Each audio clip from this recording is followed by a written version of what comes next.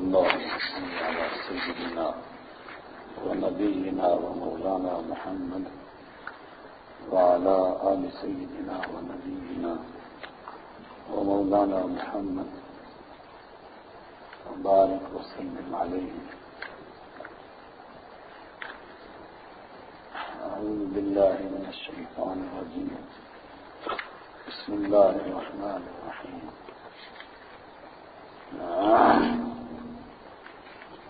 حامیم تنزیل الکتاب من اللہ العزیز الحکیم. جو صورتیں حوامیم، حامیم کی جمع حوامیم کے نام سے مشہور تھیں، جن کے شروع میں حامیم تھی، جن کو قرآن کریم کا نچوڑ کہا گیا، جن کو قرآن کریم کی سرخیاں کہا گیا، جن کو قرآن کریم کی دلہن کہا گیا، یہ سورہ احقاف ان کی آخری صورت ہے. اور ظاہر سی بات ہے کہ جب بھی کوئی مضمون قرآن کریم پورا کرتا ہے تو اس کے آخر کا انداز زبردست ہوتا ہے. تو یہ صورت بھی ویسی ہی سورہ احقاف. اس میں بالکل شروع میں ہی توحید کے زبردست دلائل پیش کیے گئے اور مشرکین سے شرک کی دلیلوں کے لیے مطالبہ کیا گیا کہ یہ تو اللہ کے ایک ہونے کی دلیلیں ہیں، اگر تم کہتے ہو کہ شرک برحق ہیں تو شرک کے دلائل پیش کرو. اس کے بعد دوسرے رکوع کے اندر مشرک اور موحد کے اخلاقی صورتحال کا فرق بیان کیا گیا کہ جو اللہ کو ایک مانتا ہے اس کے اخلاق بلند ہوتے ہیں، اس کے کردار اونچے ہوتے ہیں، اور جو شرک کرتا ہے وہ اخلاق اور کردار کو گرا ہوا ہوتا ہے. تیسرے رکوع کے اندر نقلی دلائل پیش کیے گئے کہ شرک کرنے والے ہر دور میں ملیہ میٹ ہوئے، توحید والوں کو پروردگار نے کامیاب کیا. اور چوتھے رکوع کے اندر براہ راست مکہ والوں کو دھمکی دی گئی کہ اگر تم بعد نہیں آئے تو تمہارا بھی یہی حشر ہوگا. اور اسی ضمن میں یہ دلیل بھی پیش کی گئی کہ اگر شرک درست تھی تو بہت لوگ شرک کرتے تھے، پھر یہ حالات کیوں ہوئے. اور اسی کے ساتھ جنوں کے ایمان لانے کو بیان کیا گیا، اس لیے کہ کوئی یہ نہ سمجھے کہ اس قرآن کو کوئی مانے گا نہیں، اس کو سارا جہان مانے گا اور دنیا کے کونے کونے میں اس کی دعوت پہنچے گی. مکہ کے چند نامراد اگر اس کو نہ مانے تو اس کا یہ مطلب نہیں کہ اس کی تحریک ناکام ہو گئی. بسم اللہ الرحمن الرحیم. حامیم تنزیل الکتاب من اللہ العزیز الحکیم. کتاب کا نازل کرنا اللہ کی طرف سے ہے جو غالب ہے، حکمت والا ہے. علماء کرام اس کے ترجمے پر غور فرمائیں. العزیز الحکیم، اس کا ترجمہ ایسا نہ کر دیں کہ جو العزیز الحکیم آپس میں موصوف صفت بن جائیں. بعض لوگ کر دیتے ہیں کتاب کا نازل کرنا اللہ کی طرف سے ہے جو غالب حکمت والا ہے. اب یہ غالب حکمت اس کی صفت بن گئی، حالانکہ یہ صفت اللہ کی ہے. اس لیے ترجمہ یوں ہونا چاہیے اللہ کی طرف سے جو غالب بھی ہے اور حکمت والا بھی ہے، یا تو بیچ میں اور لگا دیں یا دونوں جگہ ہے لگائیں، جو غالب ہے حکمت والا ہے. ما خلقنا السماوات والارض وما بينهما الا بالحق. اللہ غالب ہے، حکمت والا ہے، اس کی کوئی نشانی. ہم نے آسمانوں کو اور زمین کو نہیں پیدا کیا اور ان کے بیچ کی چیزوں کو الا بالحق مگر با مقصد پیدا کیا. غالب ہے اس لیے تو پیدا کیا، اور برحق پیدا کیا، یہ حکیم کی صفت ہے. برحق پیدا کیا، با مقصد پیدا کیا.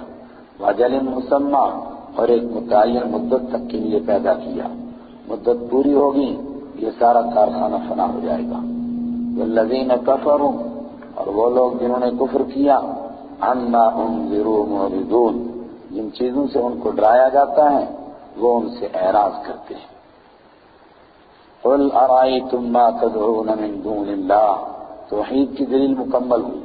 زمین و آسمان کا پیدا کرنے والا اکیلا اللہ ہے، غالب ہے، وہ بامقصد پیدا کیا ہے، اس لیے حکیم ہے، اور جنہوں نے کفر کیا ان کو جب آگاہ کیا جاتا ہے وہ اس سے اعراض کرتے ہیں۔ ان سے ہی پوچھو کہ تمہارے پاس کیا دلیل ہے۔ قل ارأیتم، آپ فرمائیے کیا خیال ہے تمہارا، ما تدعون من دون اللہ، جن کو تم پکارتے ہو اللہ کے سوا، ارونی، مجھے دکھاؤ، ماذا خلقوا من الارض، کیا پیدا کیا انہوں نے زمین میں، ام لہم شرک فی السماوات، یا ان کے لیے آسمانوں میں پارٹنرشپ ہے، ان کے لیے حصے داری ہے، دکھاؤ مجھے، جواب دو کون کون ہیں یہ۔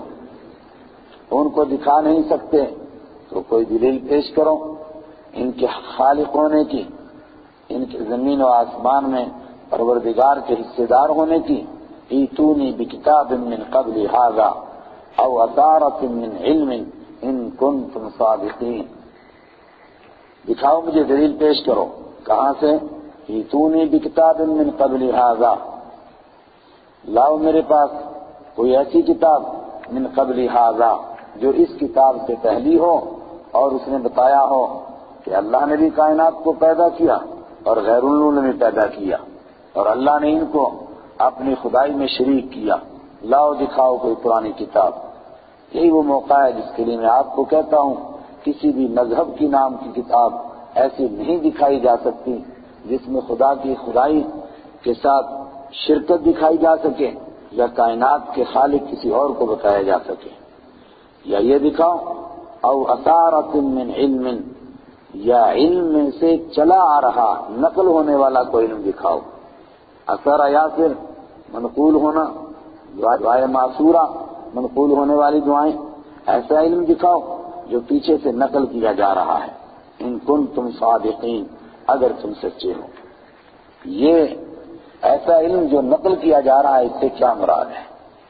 بعض حضرات کہتے ہیں مطلب ہے کہ یا تو آسمانی کتاب دکھاؤ، آسمانی کتاب نہیں دکھا سکتے تو گزشتہ انبیاء اور گزشتہ بزرگوں کی منقول ہونے والی باتوں میں سے دکھاؤ اس نے کہاں کہا ہے کہ خدا کی خدائی میں اور بھی شریک ہیں، کوئی نہیں دکھا سکتے، ایک ترجمہ۔ دوسرا ترجمہ یہ کہ اگر تم دلیلیں دو ہوتی ہیں، ایک نقل کی دلیل ہوتی ہے، ایک عقل کی دلیل ہوتی ہے، نقلی دلیل دکھاؤ، کوئی آسمانی کتاب پیش کرو، نہیں پیش کر سکے تو پھر عقلی دلیل دکھاؤ، عقل کی دلیل دکھاؤ، عقل سے کوئی ایسی دلیل پیش کرو جو پیچھے سے چلی آ رہی ہے۔ پیچھے سے چلنے کا مطلب جس کو معتبر مانا جاتا ہو، کوئی ایسے کہہ دے نہیں کہ میرے دماغ میں آ رہا ہے، تیرے دماغ میں آ رہا ہے، ایسی چیز دکھا جس کو ہر دور میں معتبر مانا گیا، جس سے یہ ثابت ہوتا ہو کہ خدا کی خدائی میں اور بھی شریک ہے۔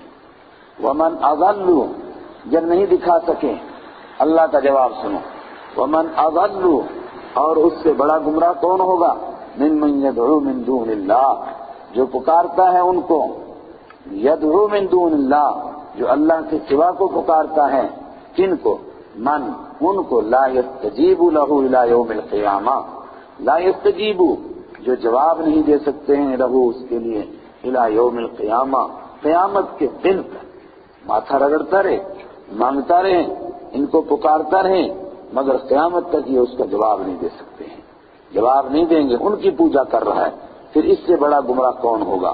وَهُمْ عَنْ دُعَائِهِمْ غَافِلُونَ، اور وہ اس کے پکارنے سے ہی غافل ہیں، ان کو پتہ ہی نہیں کون پکار رہا ہے، کون چیخ رہا ہے، کون چلا رہا ہے، چلاتا رہے۔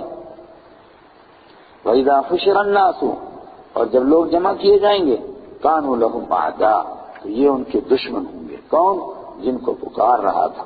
وَكَانُوا بِعِبَادَتِهِمْ كَافِرِينَ، اور یہ اس کی عبادت کا انکار کرنے والے ہوں گے۔ وَإِذَا تُتْلَىٰ عَلَيْهِمْ آيَاتُنَا بَيِّنَاتٍ، یہ تو ان کا حال ہے، ان سے پوچھا دلیل پیش کرو، نہیں کر سکے۔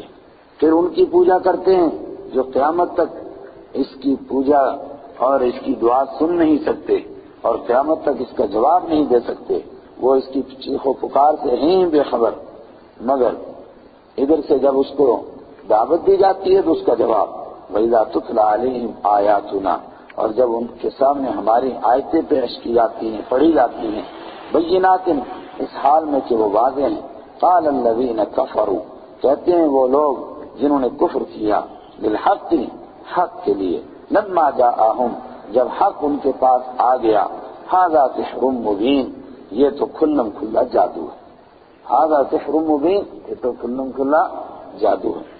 ام یقولون افترا، کیا وہ کہتے ہیں کہ انہوں نے اپنی طرف سے اس کو گھڑ لیا ہے؟ قل ان افتریتہ، آپ فرما دیجئے اگر میں نے اس کو خود گھڑا ہے، فلا تملکون لی من اللہ شیئا، فلا تملکون، تو تمہیں کوئی اختیار نہیں میرے لیے اللہ کے مقابلے میں، شیئا، کچھ بھی، وہ اعلم، وہ خوب جانتا ہے، بما تفیضون فیہ، ان باتوں کو جن کے اندر تم گھس گئے ہو۔ اگر میں نے گھڑا ہے تو اگر مجھ سے میرا مالک ناراض ہوگا تو تمہیں تو بچانے کا کوئی اختیار ہے نہیں، مجھے میرے حال پر چھوڑو، لیکن جن باتوں میں تم گھسے ہوئے ہو ان کو بھی پروردگار جانتا ہے۔ کفا بہ شہیدا بینی و بینکم، کافی ہے وہ گواہی دینے کے لیے میرے اور تمہارے درمیان، وہو الغفور الرحیم، وہ بہت بخشنے والا ہے، رحم کرنے والا ہے، تمہیں اب بھی دعوت دیتا ہے، بخش دوں گا، آ جاؤ۔ قل، آپ فرما دیجئے، ما کنت بدعا من الرسل، ما کنت، میں نہیں ہوں، بدعا من الرسل، رسولوں میں سے کوئی انوکھا رسول، کوئی انوکھا رسول نہیں ہوں، کوئی نیا رسول نہیں ہوں، یعنی میں اسی چیز کی دعوت دیتا ہوں جس کی آج تک انبیاء کرام دیتے رہے، اور ایسا نہیں کہ کائنات میں سب سے پہلے میں ہی رسول بن کر آیا، میرے سے پہلے 1,24,000 کے قریب انبیاء کرام گزرے ہیں، انہی باتوں کی دعوت دیتے رہے ہیں۔ وما ادری ما یفعل بی ولا بکم، اور میں نہیں جانتا ہوں، میں کوئی انوکھا رسول نہیں، انوکھی بات نہیں کر رہا ہوں، وہ بات کہہ رہا ہوں جو انبیاء کہتے رہے، اور رسولوں کا آنا بھی کوئی نئی چیز نہیں ہے، مجھ سے پہلے بھی رسول آتے رہے۔ وما ادری، اور میں نہیں جانتا ہوں، ما یفعل، جو کیا جائے گا، بھی، میرے ساتھ، ولا بکم، اور جو کیا جائے گا تمہارے ساتھ، میں اس کو نہیں جانتا، میرے ساتھ جو کیا جائے گا اور جو تمہارے ساتھ کیا جائے گا میں اس کو نہیں جانتا ہوں۔ اس کا کیا مطلب ہے؟ آخرت میں میرے ساتھ کیا کیا جائے گا اور تمہارے ساتھ کیا کیا جائے گا یہ میں نہیں جانتا ہوں، یہ تو پہلے دن ہی واضح کر کے بتا دیا گیا، اقرأ باسم ربک الذی خلق، خلق الانسان من علق، اور آگے کلا ان الانسان لیطغی ان رآہ استغنی ان الی ربک الرجعی، پہلے دن ہی بتا دیا گیا۔ آخرت کی بات تو اللہ، آپ تو ہیں ہی کامیاب، آپ کے صدقے ایمان والوں کو کامیاب کرے گا، اور جتنے نافرمان ہیں سب کے سب ناکام ہوں گے، وہ تو پہلے دن سے معلوم ہے۔ پھر کیا مطلب ہے؟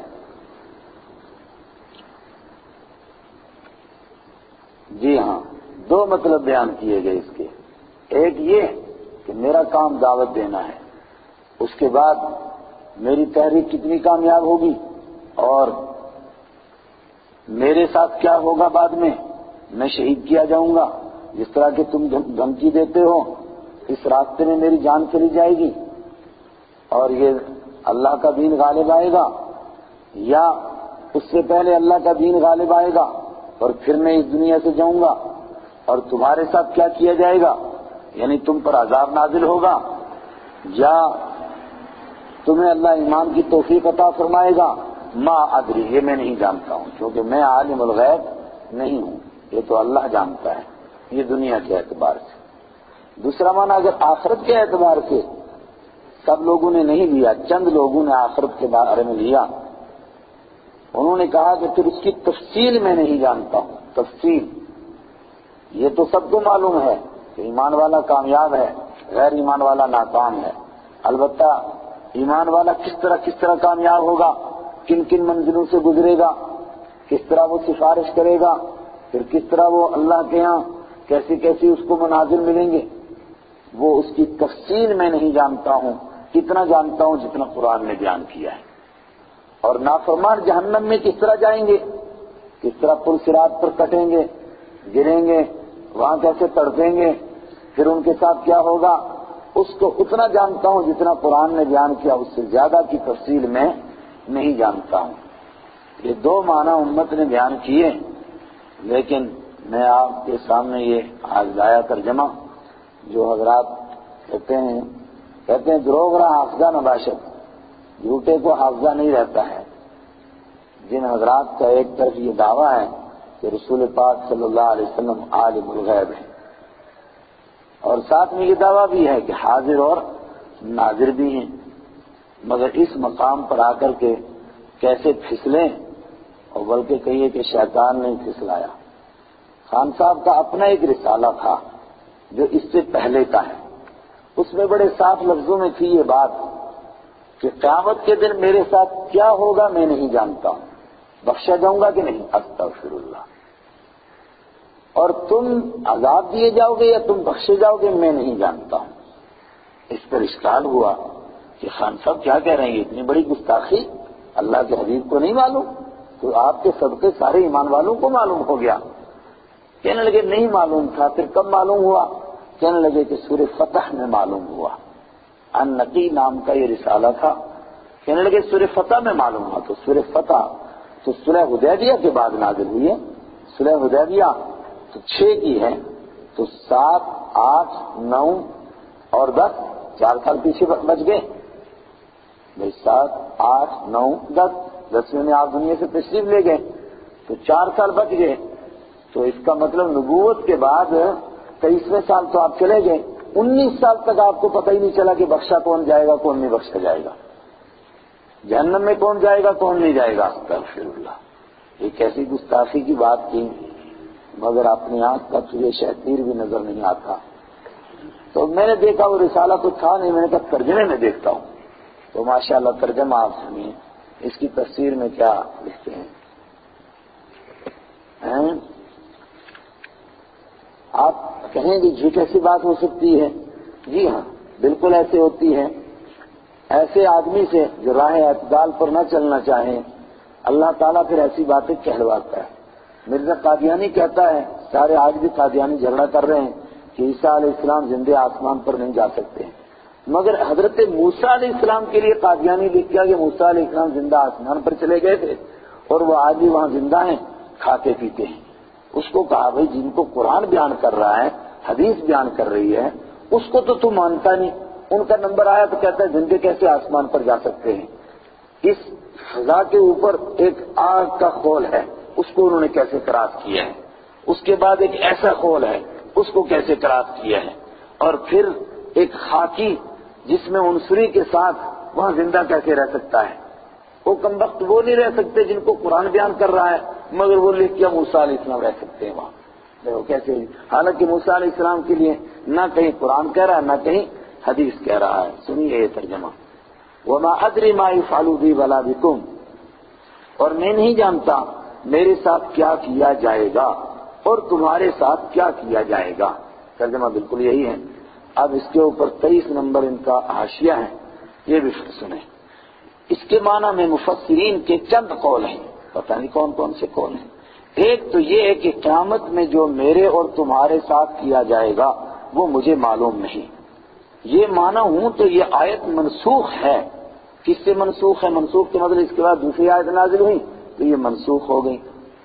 مروی ہے کہ جب یہ آیت نازل ہوئی تو مشرک خوش ہوئے اور کہنے لگے کہ لات و عزیٰ کی قسم، اللہ تعالیٰ کے نزدیک ہمارا اور محمد صلی اللہ علیہ وسلم کا یکساں حال ہے، انہیں ہم پر کچھ بھی فضیلت نہیں۔ اگر یہ قرآن ان کا اپنا بنایا ہوا نہ ہوتا تو ان کا بھیجنے والا انہیں ضرور خبر دے دیتا کہ ان کے ساتھ کیا کرے گا۔ مشرکین یہ مذاق اڑانے لگے۔ مروی ہے، کہاں مروی ہے؟ یہ روایت آپ نے کہاں سے نکالی ہے؟ کہنے لگے وہ مجھ کو معلوم نہیں ہے، کیونکہ وہ اکثر فرماتے تھے کہ الہامی ترجمہ ہے، یہ معلوم نہیں ہے کہ کہاں مروی ہے۔ چلو خیر، خبر دیتا تو اللہ تعالیٰ نے آیت لیغفر لک اللہ ما تقدم من ذنبک وما تأخر نازل فرمائی۔ کون سی؟ سورہ فتح کی نازل فرمائی۔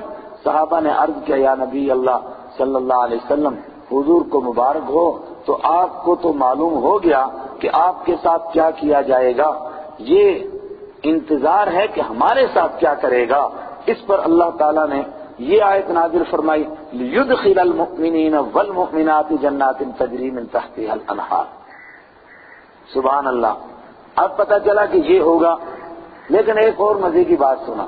وہاں جب پہنچیں گے تو یہ ترجمہ فرمائیں گے کہ تاکہ آپ کی وجہ سے اگلوں کے گناہ معاف ہو جائیں اور پچھلوں کے گناہ معاف ہوں. تو حضور کو تو نہیں ہوئے.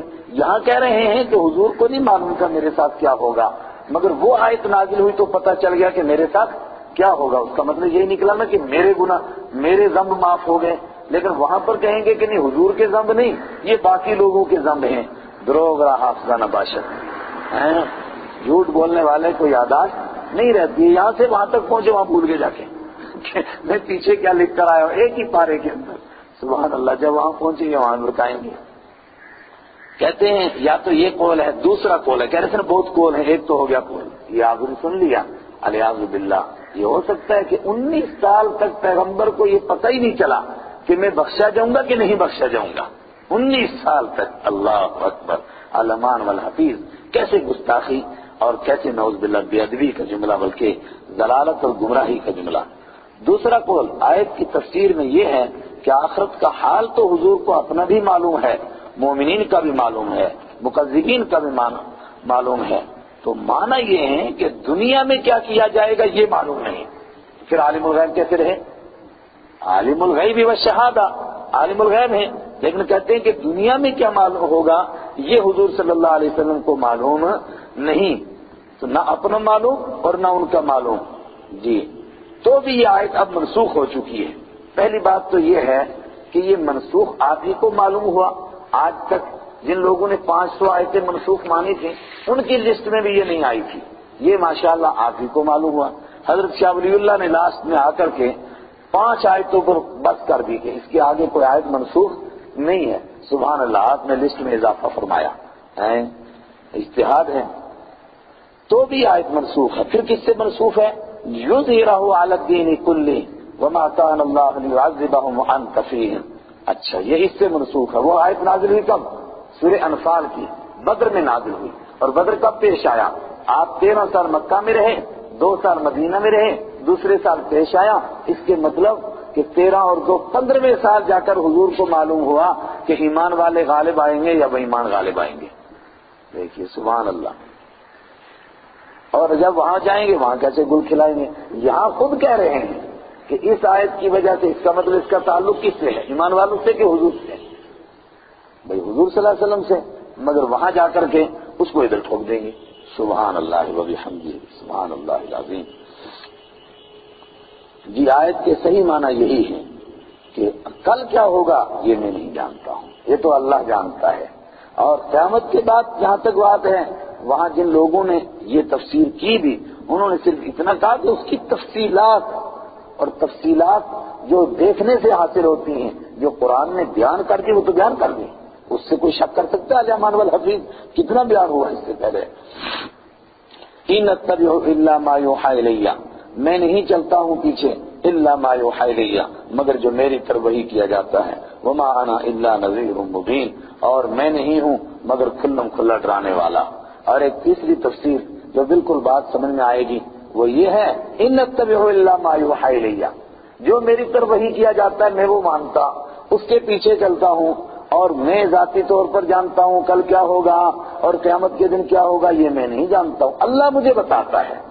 اب بات صاف ہوگی، اللہ بتاتا ہے مجھے، اور اللہ بتا چکا ہے. قیامت کو کیا ہوگا وہ بھی بتا چکا. اور دنیا میں ایمان والے غالب آئیں گے وہ تو پہلے دن کہہ دیا ان شانئک ھو الابتر. قل ارأیتم من کان من عند اللہ وکفرتم بہ. یہ آیت ذرا مشکل آیت تھی. ایک آیت اور مشکل ہے اس صورت میں.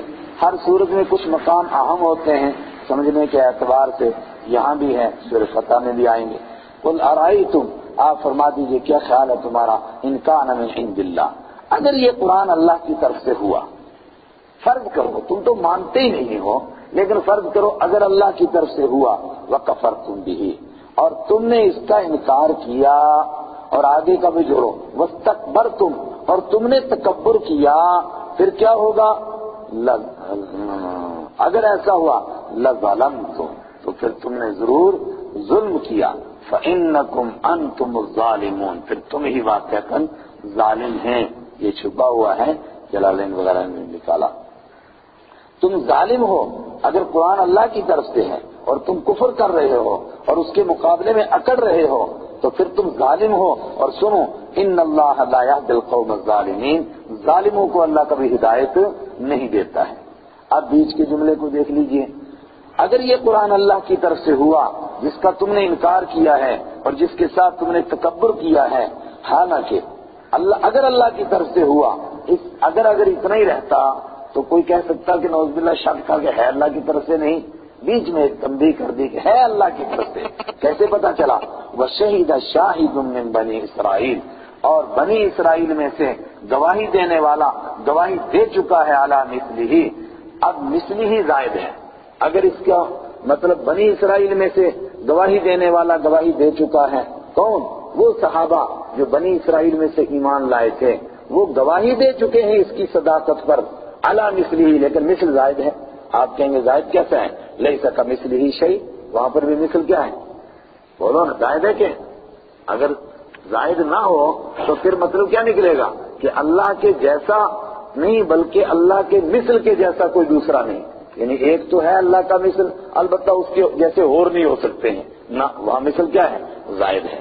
اور عربی محاورے میں ایسا ہو سکتا ہے، یہ کوئی حیرت کی بات نہیں۔ اب ترجمہ کریں گے ہم، اور گواہی دے چکا ہے گواہی دینے والا بنی اسرائیل میں سے، یعنی وہ لوگ جو بنی اسرائیل میں سے ایمان لائے، علی مثلہ، اس قرآن پاک کی صداقت کے اوپر، فآمنا، وہ تو ایمان بھی لا چکا، واستکبرتم، اور تم اکڑتے ہو، تو پھر تم سے بڑا کوئی ظالم نہیں ہے، اور ظالموں کو اللہ ہدایت نہیں دیتا۔ ایک معنی۔ دوسرا معنی، اور گواہی دے چکا بنی اسرائیل میں سے ایک گواہی دینے والا اس جیسی کتاب کے اوپر، من ہوا حضرت موسیٰ علیہ السلام، اس جیسی کتاب تورات ہے، جو مضامین قرآن پاک کے ہیں وہی مضامین تورات کے تھے، وہ تو گواہی دے چکے اس کی صداقت پر، وہ آمنا، اور وہ ایمان بھی لا چکے ہو، تو پھر وہی بات تو قرآن بیان کر رہا ہے، تو تم اس کا کیسے انکار کر سکتے ہو؟ یا عیسیٰ علیہ السلام بھی ہو سکتے ہیں، اور گواہی دے چکے حضرت عیسیٰ علیہ السلام بنی اسرائیل میں سے اس جیسی کتاب کے اوپر، تورات اور انجیل دونوں ہو گئی اب، اور جو مضامین ان کے تھے وہی مضامین قرآن کے ہیں، پھر وہ ایمان لا چکے ہیں، تو تم کیسے تکبر کرتے ہو؟ پھر تم سے بڑا کوئی ظالم نہیں، اور ظالموں کو اللہ ہدایت نہیں دیتا ہے۔ آگے سمجھنے چلیں آگے۔ وقال الذین کفروا للذین آمنوا، اس کے باوجود کہا ان لوگوں نے جنہوں نے کفر کیا، للذین آمنوا، ان لوگوں سے جو ایمان لائے، لو کان خیرا ما سبقونا الیہ، اگر یہ قرآن بہتر ہوتا، اگر یہ دین اچھا ہوتا، ما سبقونا الیہ، تو یہ آگے نہ بڑھتے ہم سے، الیہ، اس کی طرف۔ کس نے کہا؟ مکہ کے وڈیروں نے، بڑے بڑے مالداروں نے کہا کہ یار ہم تو مانتے نہیں کہ دین سچا ہے، لیکن مان لیتے ہیں کہ سچا ہے، لیکن اگر سچا ہے تو سبحان اللہ، ابو الحکم کو تو پتہ نہیں چلا، بلال کو پتہ چل گیا ہے کہ غلام کو یہ ہو نہیں سکتا، اگر یہ دین اچھا ہوتا پھر سب سے پہلے ابو جہل اس کو مانتا، پھر ابو جہل نے نہیں مانا، اور بلال اور صہیب اور عمار ہیں اور یاسر اور حضرت سمیہ جیسے لوگوں کو سمجھ میں آ گیا۔ آج بھی لوگ سمجھتے ہیں کہ اگر یہ کوئی خیر کی بات ہوتی مدرسوں کی تو پھر اس میں فلاں وزیر کے لڑکے کیوں نہیں پڑھ رہے ہیں، فلاں منسٹر کے کیوں نہیں پڑھ رہے ہیں؟ معلوم ہوا کہ یہاں کوئی خیر نہیں ہے، یہ تو بالکل گھٹیا لوگوں کا کام ہے، اس لیے ویسے لوگ یہاں آتے ہیں۔ بہت اچھا، بہت، تمہارے پردادے نے بھی یہی کہا تھا ابو جہل نے۔ فَسَيَقُولُونَ هَذَا إِفْكٌ قَدِيمٌ وَإِذْ لَمْ يَهْتَدُوا بِهِ، اور جب ان کو اس کے ذریعے سے ہدایت نہیں نصیب ہوئی، فَسَيَقُولُونَ هَذَا إِفْكٌ قَدِيمٌ، تو وہ کہیں گے تو پرانا جھوٹ چلا رہا ہے۔ دیکھو نا، میں نے ایسا تھوڑا کہا وَإِذْ لَمْ يَهْتَدُوا بِهِ، جب ان کو اس کے ذریعے سے ہدایت نہیں نصیب ہوئی، فَسَيَقُولُونَ هَذَا إِفْكٌ قَدِيمٌ، تو یہ کہیں گے یہ تو پرانا جھوٹ چلا رہا ہے۔ اگر یہ سچا کام ہوتا تو پھر بڑے بڑے لوگ کیوں نہیں جڑے؟ آج ہر بندہ یہ بات کہتا ہے، بڑے لوگ کیوں نہیں جڑے؟ بڑے کون ہیں؟ کس کو کہتے ہیں بڑے؟ جو شیطان کے بڑے چیلے ہیں وہ بڑے، اور جو اس سے تھوڑے پیچھے رہ گئے وہ چھوٹے۔ وَمِن قَبْلِهِ كِتَابُ مُوسَىٰ إِمَامًا وَرَحْمَةً، اس سے پتہ چلتا ہے کہ شہید شاہد سے مراد حضرت موسیٰ علیہ السلام مراد لینا زیادہ بہتر ہے۔ وَمِن قَبْلِهِ، اور اس قرآن سے پہلے موسیٰ علیہ السلام کی کتاب تھی، امام تھی، رہنمائی کرنے والی تھی، رحمتاً، مہربانی کرنے والی تھی، مگر لوگوں نے اس کے ساتھ بھی یہی سلوک کیا، غریبوں نے، کمزوروں نے، اس کو مانا، اور وزیروں نے یہی کہا اس دور میں بھی کہ اگر یہ کوئی اچھی چیز ہوتی تو پھر یہ غریب تھوڑے مانتے، پھر ہم پہلے مانتے ہیں۔ وَهَذَا كِتَابٌ مُصَدِّقٌ لِسَانًا، اور یہ ہے وہ کتاب مصدق جو تصدیق کرتی ہے لسانا عربیا، اس حال میں کہ خاص عربی زبان میں ہے، لِيُنذِرَ، تاکہ آگاہ کرے یہ کتاب الذین ظلموا، ان لوگوں کو جنہوں نے ظلم کیا، وبشرى للمحسنین، اور خوشخبری ہے یہ نیکی کرنے والوں کے لیے۔ ان الذین قالوا ربنا اللہ، بے شک وہ لوگ جنہوں نے کہا کہ اللہ ہمارا رب ہے، ثم استقاموا، پھر وہ اسی کے اوپر ڈٹے رہے، فلا خوف علیہم، ان پر کوئی خوف نہیں، ولا هم يحزنون، اور نہ وہ غمگین ہوں گے۔ اولئک اصحاب الجنہ، یہ جنتی لوگ ہیں، خالدین فیہا، ہمیشہ اس میں رہیں گے، جزاء بما كانوا يعملون، بدلہ دینے کے لیے ان کاموں کا جو وہ کیا کرتے تھے۔ میں بتا چکا بدلہ دینے کے لیے یہ اللہ کا فضل ہے، ورنہ اعمال ہی کیا اور ان کے بدلے ہی کیا، اللہ قبول فرمائے۔ وَوَصَّيْنَا الْإِنسَانَ بِوَالِدَيْهِ إِحْسَانًا، اور ہم نے وصیت کی انسان کو اس کے ماں باپ کے بارے میں احساناً، نیک سلوک کرنے کی۔ کیوں؟ حملتہ امہ کرہا، اٹھاتی ہے اس کی ماں اس کو مشقتیں سہ کر، ووضعتہ کرہا، اور جنتی ہے اس کو مشقتیں سہ کر کے، وحملہ، اور اس کا حمل، وفصالہ، اور اس کا دودھ چھڑانا، 30 شہرا، 30 مہینے ہے۔ یہی وہ مقام